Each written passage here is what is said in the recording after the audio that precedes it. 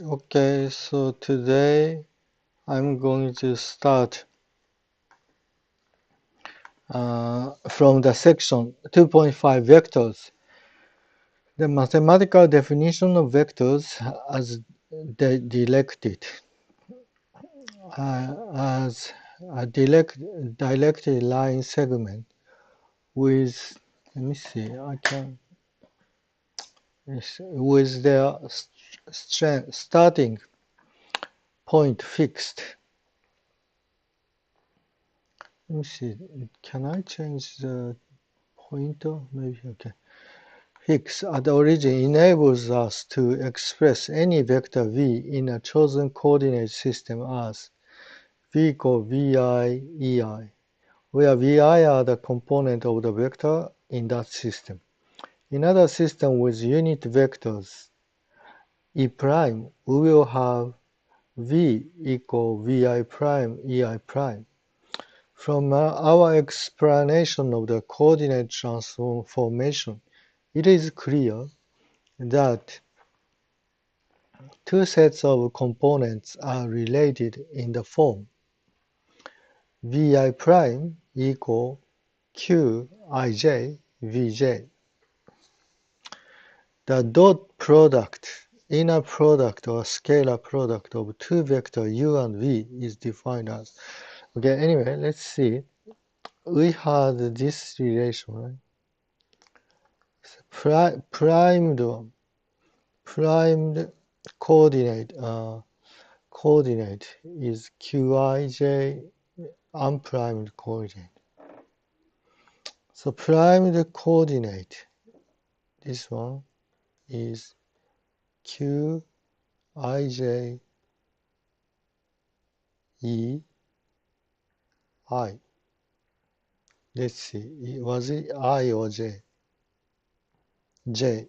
I'm sorry, it is j. This is j. Yeah? So then we will see.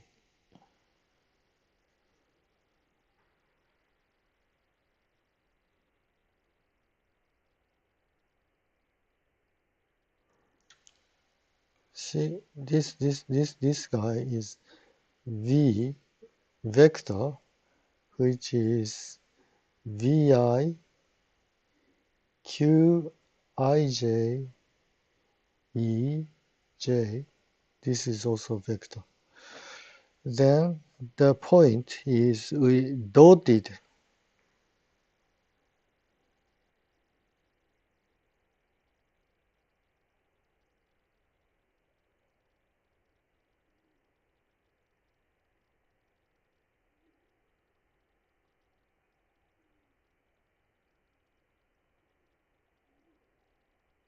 should I use this one?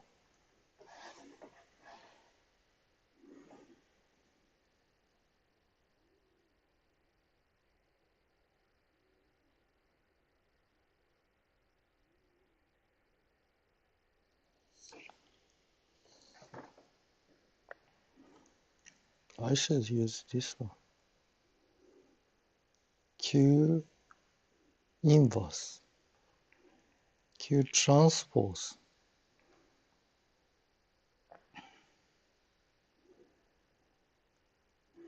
Ij E prime J. Does it make sense? It doesn't matter. It doesn't really matter. Okay, anyway, so we have this. So then we multiply EJ. We dotted with EJ. Look at this EJ. Okay, let's do EK. EK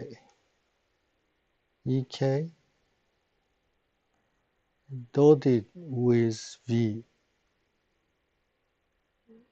equal VI QIJ E, K dotted with EJ. So this part is delta KJ. Yeah? So then there is a summation over J. J, here, J runs from 1 to 3. So here, J will hit K. So J will be replaced with K. So this J is replaced K. So this is like this, VI, QI, K, right? And then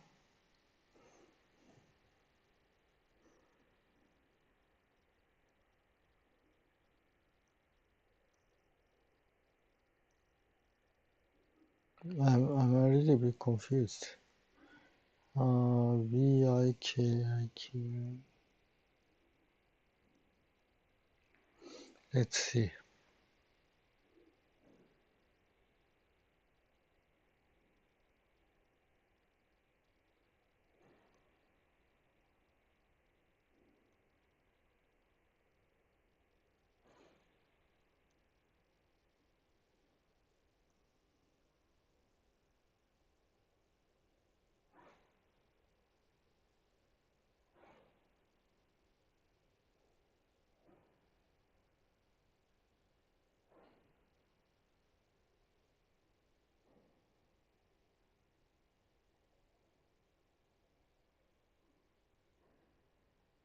And this is prime.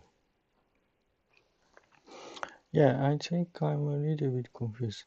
So this one, this left side is actually VK equal VI dash prime QIK. So it's a opposite. Here we have opposite.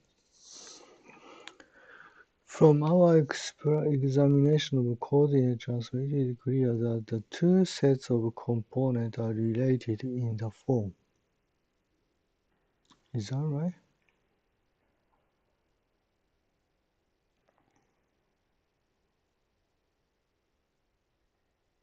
The dotted product or scalar product of two vectors u and v is defined as, okay, this is fine.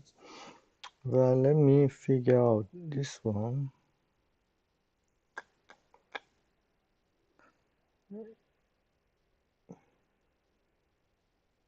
QIEJ.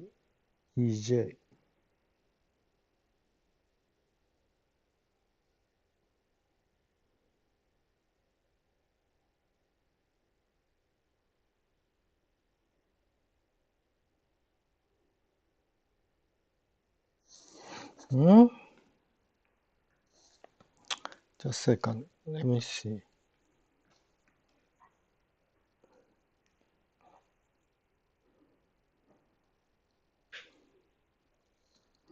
See, we have QIJ, EJ. So this guy is QIJ, EJ. Yeah? So then we consider dotting EK vector. This is also vector. So we change this EK dotted with EJ. So then this whole thing becomes delta KJ. And J is the summation, the index used for summation.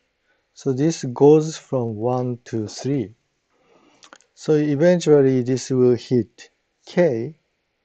So this will be, J will be replaced to K. So we have overall we have equation we have is E K dotted with V. This is K component of V equal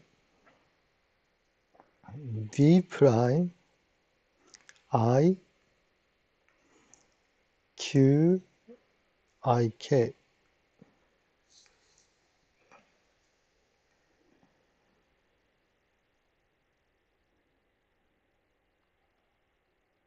Yeah, okay, this is correct. I think this is correct. So we have this.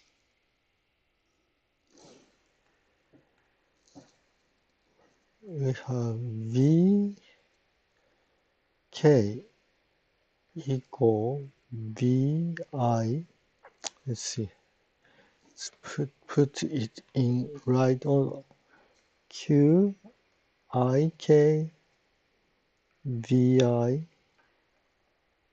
prime.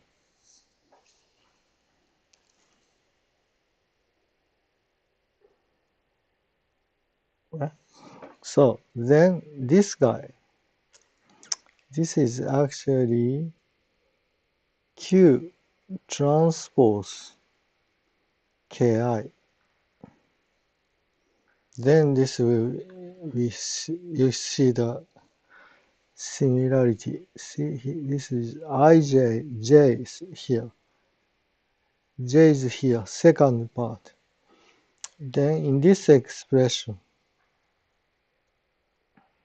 we see K. I'm sorry. I have to do this way. This expression,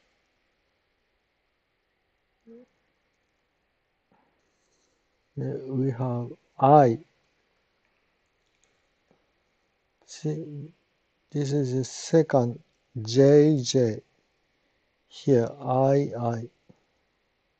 So it's same. It has the same structure. See, what first one?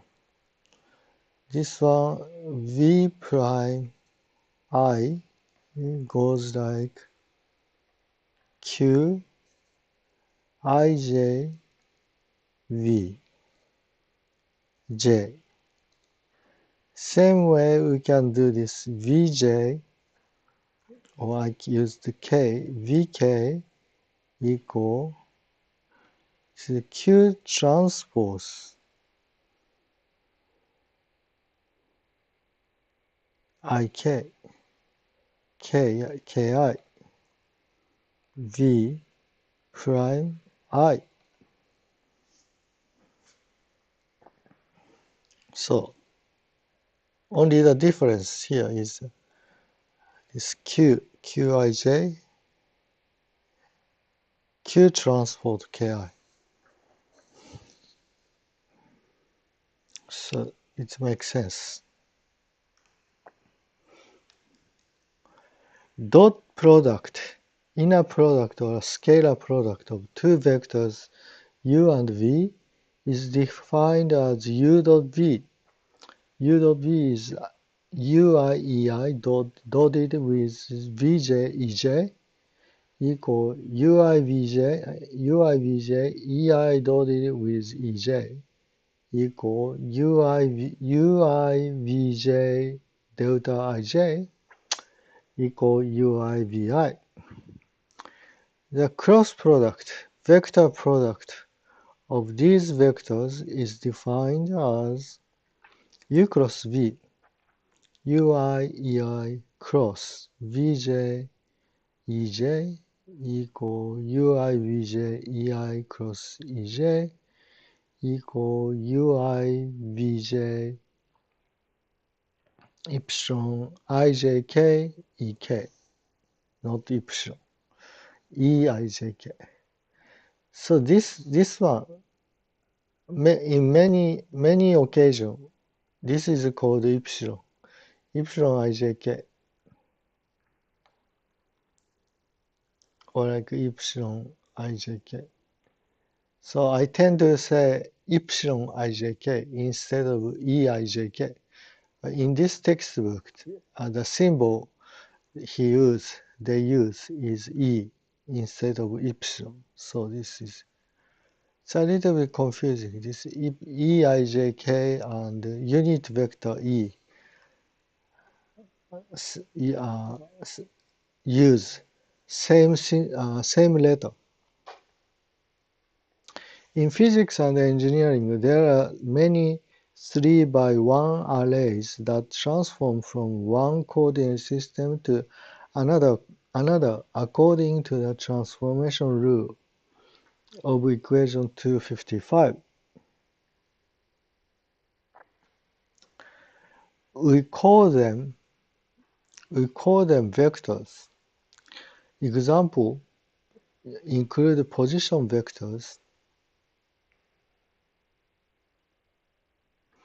Okay. This is confusing. Here, there's another lot of example. Yeah? We call them vectors. Example include position vectors, velocities, forces relative to their point of application, and gradients of scalar functions. Gradient of scalar functions. That brings us to scalars.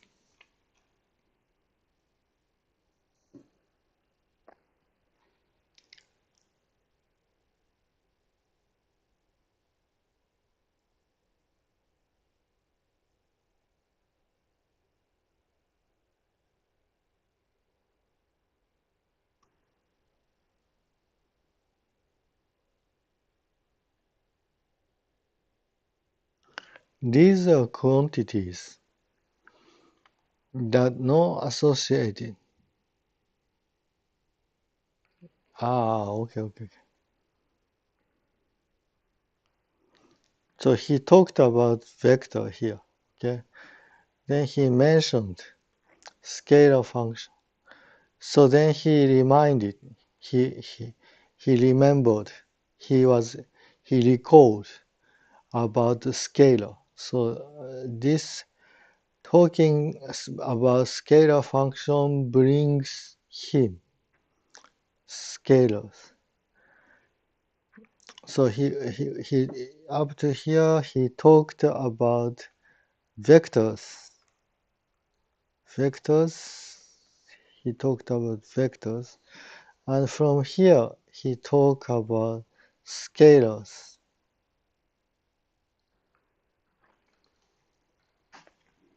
Okay.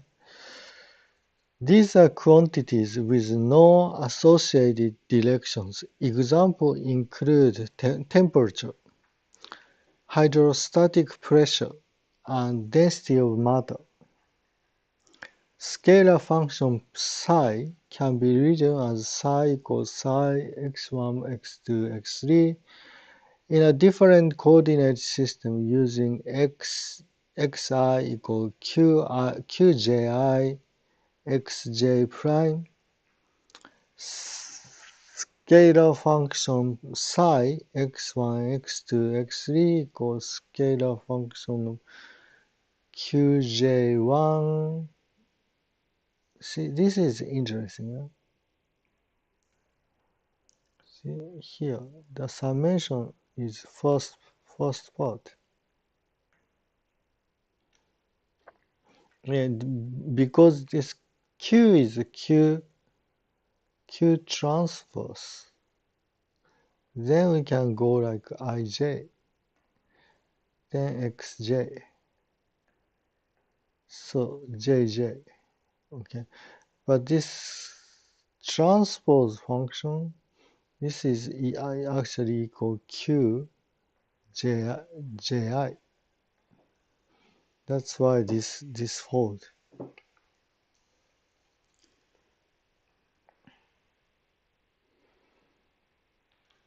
Which shows this shows that the functional form of psi and psi prime are different.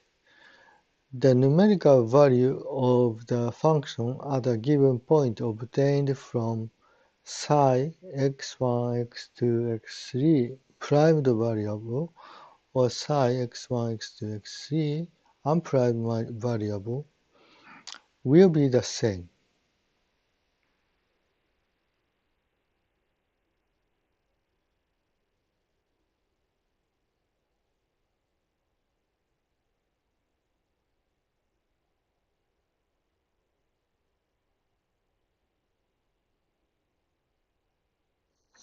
think there has to be prime.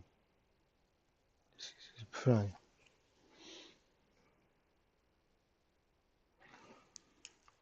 When, yeah, I think this is typo. There is a prime. When we examine the transformation of the derivatives of a scalar function, we use the chain rule of differentiation to get.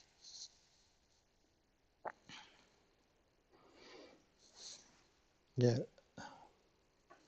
So when we want to calculate this, we use a chain rule.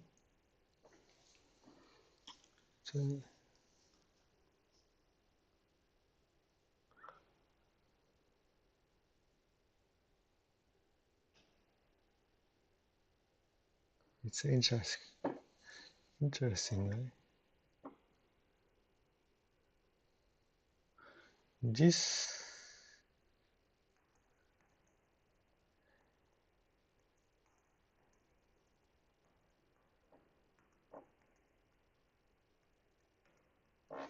is equal this.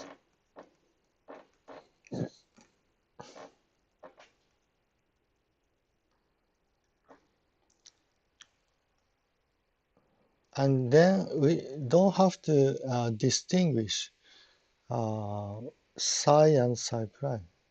We can just say psi for both, because this is equal, right? So I would eliminate this one. I would eliminate this one. Partial psi, partial x psi prime, because this and this are both psi, both same scalar value. And we can use the chain rule.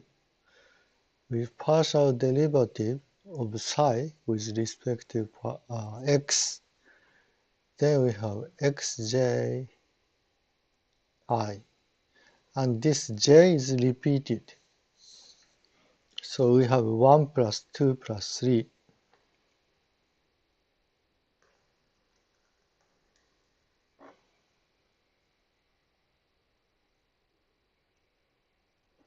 I think you understand already.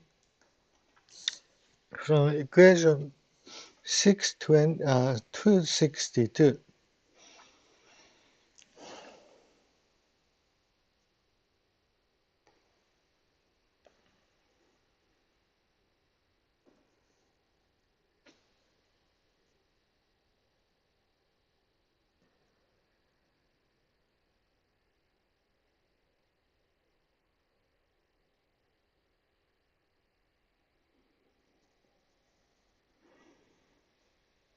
xj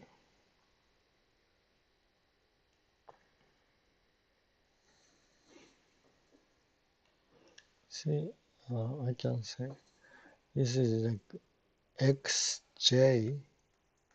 I can write xj as q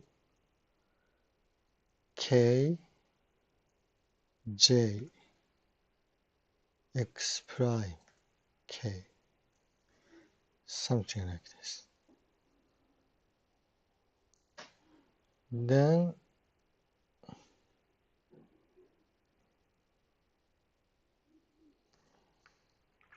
this is prime, and k goes to 1, 2, 3. So, and I is also 1, 2, 3. So if you choose 1, for example, we can calculate like partial xj, partial x1. Yeah, then this is equal q1j x1 prime plus q2j x2 prime plus q3j x3 prime. So we have to find x1. This is x1. So this one we obtain q1j. So if, sorry, maybe this is too small. If you find, this I can be found here. Because if you choose I to be 1, you will get this. Yeah?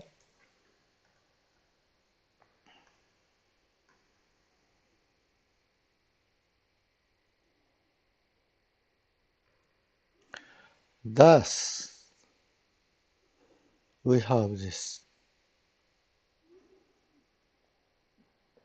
Partial psi prime, partial x psi prime equal partial psi, partial psi prime, partial x prime equal partial psi, partial xj, qij.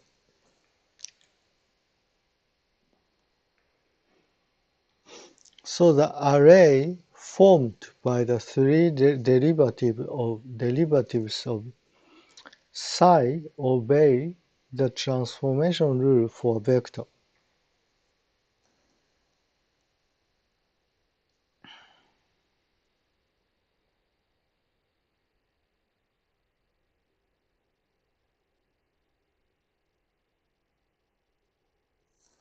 Yeah, so this was like this.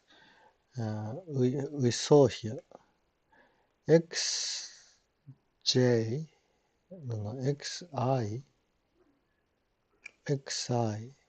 prime was like this, qij xj. So this is a transformation. So the same rule applies. See here. Here you can see this xi prime was replaced by this one. Xj was replaced by this. And Qij is the same.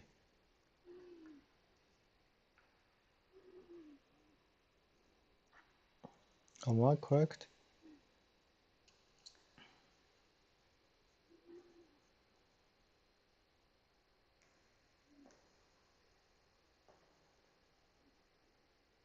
Here. So this thing imply xj prime equal qji xi.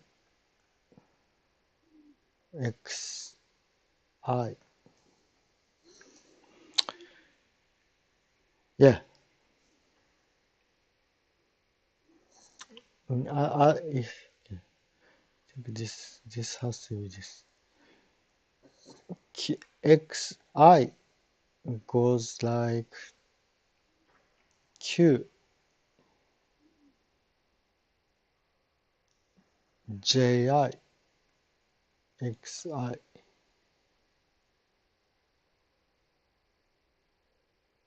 See here in the first equation you are summing over j like this. In the second,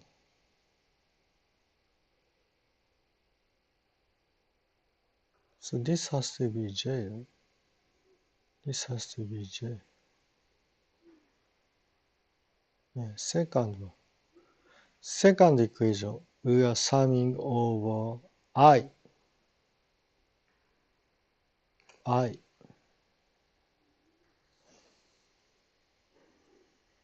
Then if you look at Q part,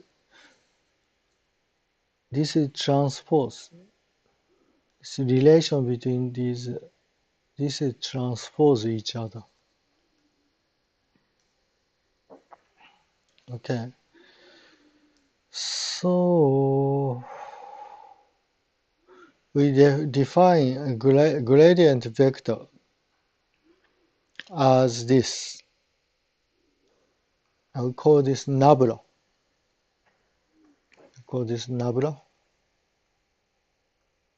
Nabla. Nabla psi is like this. This. So then you have, if you use basis E1, E2, E3, you have this way. We can also introduce a vector operator where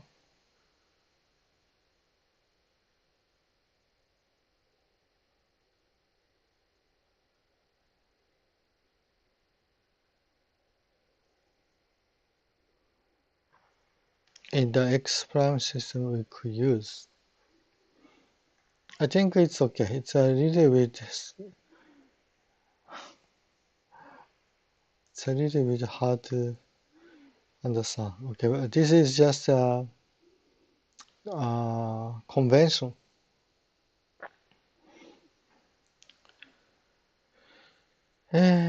To simplify our label, we can express functions of a set of independent variables that belongs to an ambiguous family by using the condensed form.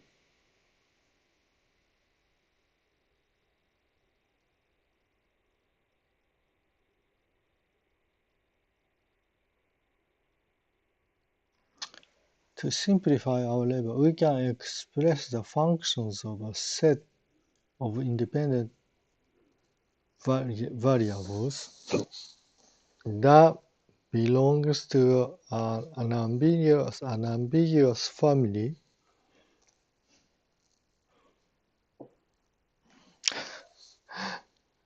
What is an ambiguous family? An ambiguous family by using a condensed form. Anyway, it is okay. So now we go to the tensors. Tensor. What is a tensor? Let's see, what time? How long am I talking? 33 minutes. Okay, I think let me stop this video at this point. So we will continue the next part in the next video.